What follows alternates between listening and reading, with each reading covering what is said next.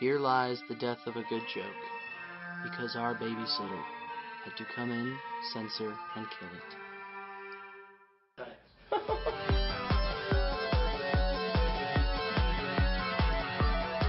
Ladies and gentlemen, welcome, and we're going to be discussing common effects. I would actually say various effects. Various common effects, because there are other ones like Witch Maw and Forniclax. No. Yeah, we have the common ones, and then we have the other ones. Yeah. Then we have the sliver you ones. guys like start that up. So. You'll see a lot of common effects throughout different cards, especially with creatures. We're going to go over some of those today, starting off with flying. What flying does is creatures with flying can attack creatures without flying. Creatures with flying can attack other creatures with flying. The use comes in when your opponent does not have any creatures with flying. It's essentially another arena. Flyers can attack all of these creatures. Creatures without flying cannot attack flyers. That's what it allows you. It allows you to get past it more. And if a creature with flying attacks and they have no creatures with flying, or I think it's called reach now. Yeah, reach. Which is essentially flying defense, then you get a free attack on your opponent. Which, that's great, especially with cards like this. Okay, but haste, what it allows it to do is you summon it, and then immediately on the turn it's summoned, you can attack, which makes it very useful, especially when time is against you. Next is infect. This one isn't so common, however, it comes with its own set of rules. Infect, when a creature with infect attacks, if it hits another creature, it will not take damage as normal. It will take damage in the form of neg1 counters, -1/-1 to the stats of the card. If it hits the player, it is done in the form of poison counters. Poison counters is its own little win strategy. As soon as a player has 10 poison counters and they don't have anything like Platinum Angel or things that get rid of poison counters, they lose. However, there are also good defenses against poison counters, such as the lovely Malira Silvok Outcast. As you can see, you can't get poison counters, creatures you control can't have neg1/neg1s placed on them, and creatures your opponents control lose infect. So this is a wonderful little card just in case you happen to be facing people who use the move of infect. Yeah, for 1 green, 1 and a green for a 2/2, it's not that bad. You get your money's worth. Yeah, you really do, especially with the effect. Oh god, that's beautiful. Another one, hexproof. This is your friend. Hexproof allows your opponent to look at your creatures and go, I cannot cast spells that target those. If it's just a one-shot thing, like they try to blaze your creature and it has hexproof, it does not work. However, things that hit everything get past hexproof. So, things like Savage Twister. Globals. Globals, basically, they do not target anything. Everyone takes a hit. So anything that says you can't be targeted, I can't be targeted, thing A can't be targeted. Yeah, as long as the card does not say anything about targeting or specifying what, then it is basically considered a global. Yes. For instance, this says each creature. Now, other things, Ayashi and Jiwari are technically. No, because they target. Except for the channel, yeah. No, because it's each creature. Well, that's if you channel. That's only if you channel. Oh, right. Tap is single targeting creature, yes. But things like that, if it's just one. Yeah, you know, there's something like its channel ability right here. Does to each creature. Yeah. So let's say Platinum Angel, if you give it hexproof, that will actually get around it. Absolutely. Now, from hexproof, we go something like Shroud. Shroud, as hexproof, you can cast your spells on your creatures if your creatures have hexproof. However, the big brother of hexproof is indeed Shroud. Are you saying that because I'm a big brother? You're not mine. Are you saying that because I'm a big brother? Big brother, use Jackal Hops. So, as you can see, using these different effects can really make your deck pop. They can make it much stronger. However, if you don't get the worth from your effects, it could be bad. But here are some other effects. Protection. You'll find different protections. It could be protection from green, protection from red, protection from flying. Here's what protection does. You have this. I have protection from it. You use it against me, I laugh. Cannot be targeted, dealt damage, given -1/-1 counters. Protection, if you're running a protection card that your opponent has, so in this case a monocolor deck for this card, that means anything with cards of one color can't affect this card, and that is not nice. Now you can see protection from each color. There's actually protection from multicolored as well, so things like the angels that I've shown. Or a lovely little awesome person we'll be showing a little bit later. Yeah. So here we have trample. We'll do this for just a moment. Good job there. Yep. So here's what trample does. As you can see, I have my Glitterfang. It's a 1/1. this is a creature with trample. It's also a 3/2. What trample does is, let's say this thing attacks. I use Glitterfang to block. It has a defense of 1. This has an attack power of 3. This is gone because it has a defense of 1. The other 2 attack power I get hit with. So trample, if you have a high creature with trample, it's very hard to build a defense for.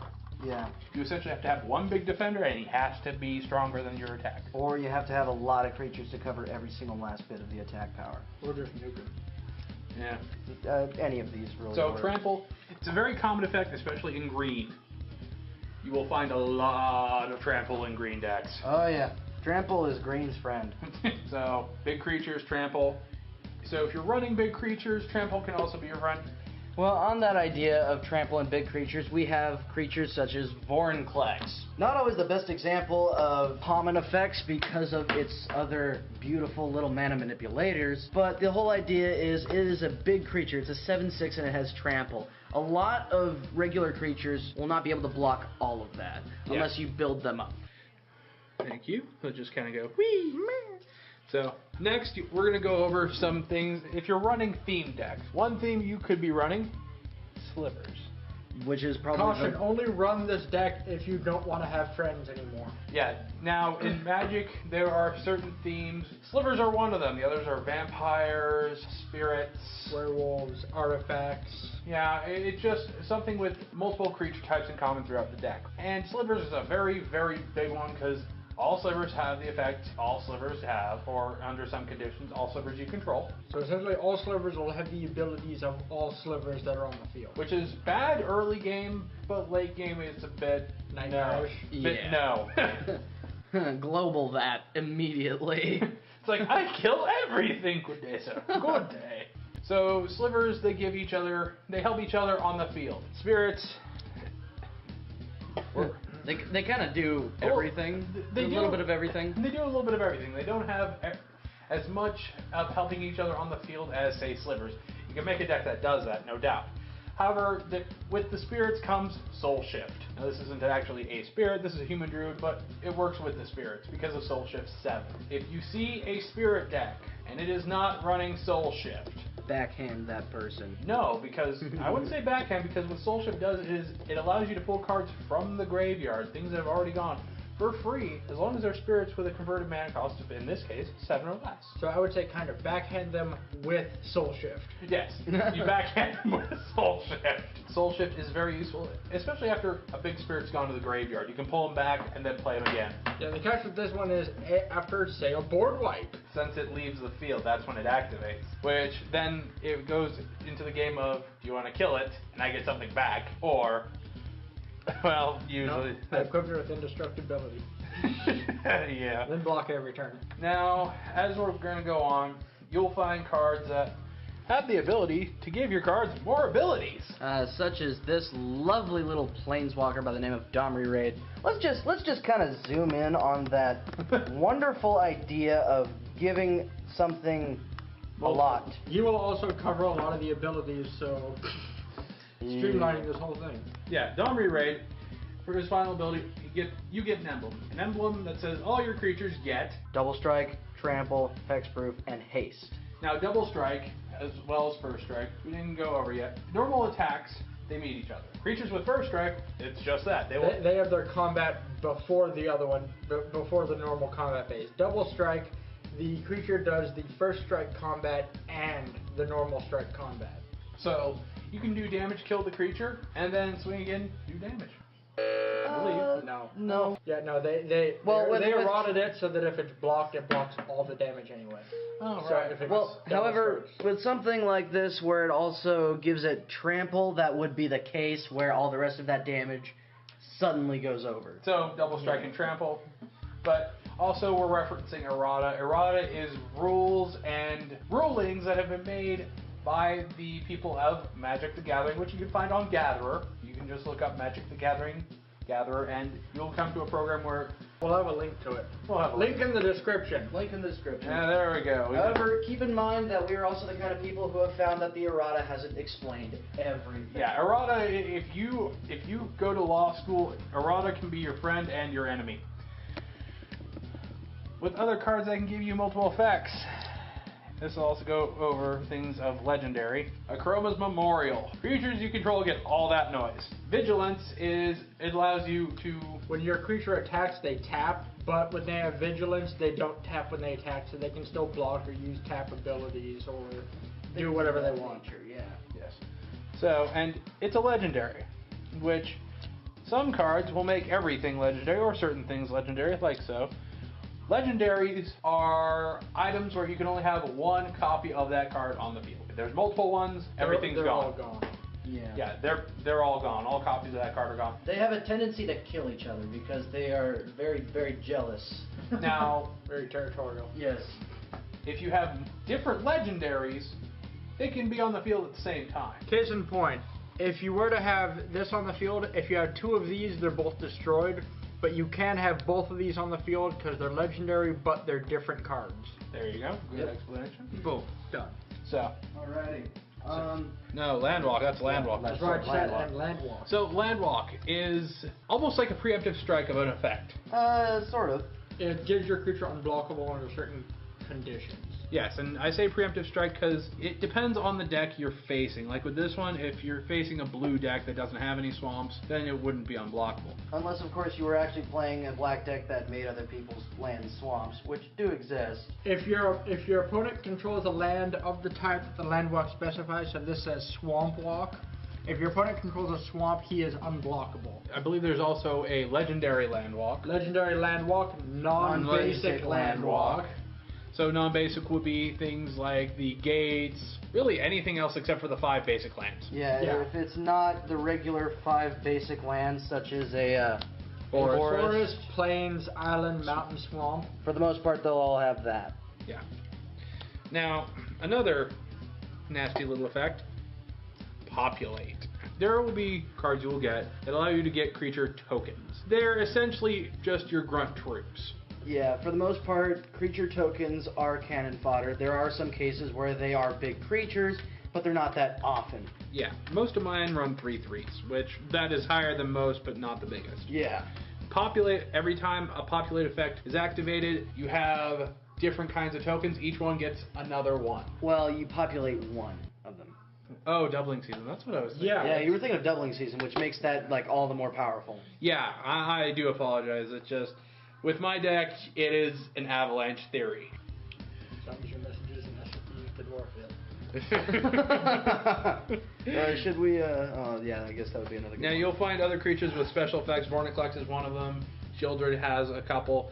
Witchmount Niflheim is another. You'll find effects that won't exist other than the cards that they have. It'll be just certain creatures. Witchmaw is one of them. Whenever I play a spell, he gets 2/1/1 counters. Yeah. Pretty nasty. Other ones like that are the Avatar of Woe, where whenever you tap her, she can instantly destroy a creature and it cannot be regenerated. Another one. There are also creatures that have, based on certain specifications, buffs. For instance, a good example is Rubble Hulk, who gets a buff.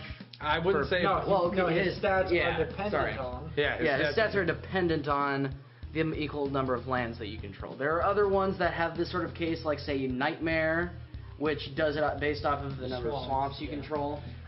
Sometimes it deals with creatures, sometimes it deals with lands. It's artifacts. essentially if it's an X or you see stars like that, those stats are dependent on something. And they pretty much will be constantly changing. Yes.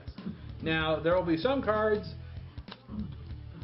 You win the game. Very simple. It's just a new win strategy. Azor's Elecutors. I get to 5 of those counters, I win the game. Which, okay, I lose one every time I get attacked, but with doubling season and all those populates, not populate, but what's the other one? Proliferate? Proliferate, Yeah. thank you. Proliferate, the anti-creature token one. I can get tokens very quickly. Right. I think the earliest I've gotten this is 1 turn game. Yeah. Berry With this one. Yeah. Berry is an older one. And when it says Berry, it means you can destroy it, but it cannot be regenerated. So we have Terminate, destroy target creature, it can't be regenerated. Berry is a term that has been antiquated. You won't find it on a lot of cards anymore. Yeah, it's been rendered obsolete by the more specific destroy target creature, it can't be regenerated, because Berry is no longer printed. Yeah, berry. It It's won't. old school. Yeah, Yeah, it's an old school one. However, you will find those cards like Jockle Hops. If it says berry, usually something's gonna go away. Usually. Yeah. There are special cases, but Yeah, unless you can get. Case one. yeah, no, you will probably within your magical travels find cards that Yeah. will have some form of errata or wording that's kind of odd. One more card, regenerate. I could just do asceticism. Asceticism will work. Broken Or, Fall. you know what? I found the broken fall first, so. Broken Fall, regenerating. Now, this isn't a creature effect. This is something else. However, it will help your creatures. Well, So it comes on creatures. Yes. Basically, to regenerate means you get it back. After it's dead, it comes back one more time. Once more with feeling. Now, you will not find a lot of regenerator cards. They are not that prevalent. However, the ones that are prevalent, they do their jobs. yeah, and regenerating cards are actually very, very diverse in how they work. Like For with instance, this one? with Broken Fall, you know, you return it to your hand and you regenerate target creature. You know, it's a good 3-cost place down. Versus something like asceticism, Where you have to pay a mana cost. where you just pay the mana cost and you automatically regenerate target creature. And since it's an enchantment, it stays on the board until somebody decides they want to remove it with something. Okay, so that should be all the basic effects. Yeah. Oh. We'll be back with more later. Yeah. Defender. Oh yeah. That is a basic. Yeah, fair enough. And Okay. one more, we've got ourselves Defender. Basically, Defender means that the creature with Defender cannot attack. It is solely meant to be a blocker. Walls have a lot of. You'll find walls with defender. That's Yeah. essentially it. Basically, this is gonna make sure you stay alive a little bit longer. Yeah. So I think that's everything. Yeah. And there we go. Yeah, and enjoy your day.